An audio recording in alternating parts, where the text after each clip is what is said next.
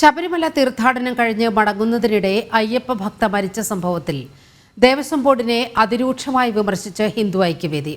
ദേവസ്വം ബോർഡിന്റെ അനാസ്ഥയിലുണ്ടായ ഗുരുതര പിഴവാണ് സംഭവിച്ചതെന്ന് ഹിന്ദു ഐക്യവേദി സംസ്ഥാന പ്രസിഡന്റ് RV ബാബു ജനം ടിവിയോട് പറഞ്ഞു.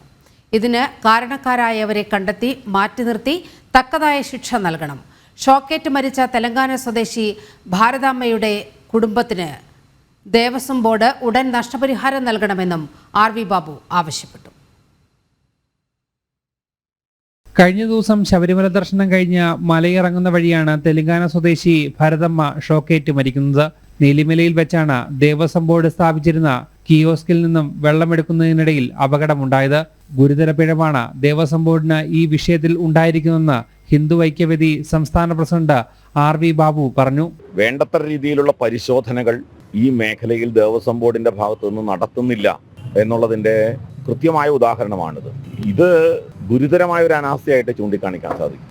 എങ്ങനെ ഇത്തരത്തിലുള്ള ഒരു വൈദ്യുതാഘാതം ഈ ടാപ്പ് വഴി ഉണ്ടായി? കൃത്യവിലോപത്തിന്റെ അങ്ങേയറ്റമാണ് ഇത് എന്ന് പറയാതിരിക്കാൻ നിവൃത്തിയില്ല. ദേവസ്വം ബോർഡ് ഈ വിഷയത്തെ ലാഘവത്തോടെയാണ് കണ്ടത്. മരിച്ച അയ്യപ്പ ഭക്തയുടെ കുടുംബത്തിന് നഷ്ടപരിഹാരം ഉടൻ നൽകണം. കൂടാതെ ആരുടെ ഭാഗത്തു നിന്നാണോ വീഴ്ച പറ്റിയത് ആ ഉദ്യോഗസ്ഥർക്കെതിരെ കർശനമായ നടപടിയെടുക്കണമെന്നും RV ബാബു ആവശ്യപ്പെട്ടു. ഇവിടെ ദേവസ്വം ബോർഡ് ഈ മരണപ്പെട്ട സ്ത്രീക്ക് തക്കതായ നഷ്ടപരിഹാരം നൽകിയേ മതിയാകൂ. 100-ലേറെ ആളുകളാണ് പുല്ലുമേട് ദുരന്തത്തിൽ കൊല്ലപ്പെട്ടത്. ദേവസ്വം ബോർഡിന്റെ ഭാഗത്തു നിന്ന് നയാ പൈസ അവർക്ക് നഷ്ടപരിഹാരം നൽകാൻ ദേവസ്വം ബോർഡ് തയ്യാറായില്ല. ഈ കാര്യത്തിൽ ദേവസ്വം ബോർഡ് ആ നിലപാടെടുത്താൽ ശക്തമായ പ്രതിഷേധം ഹിന്ദു ഐക്യവേദിയുടെ ഭാഗത്തു നിന്നുണ്ടാകും.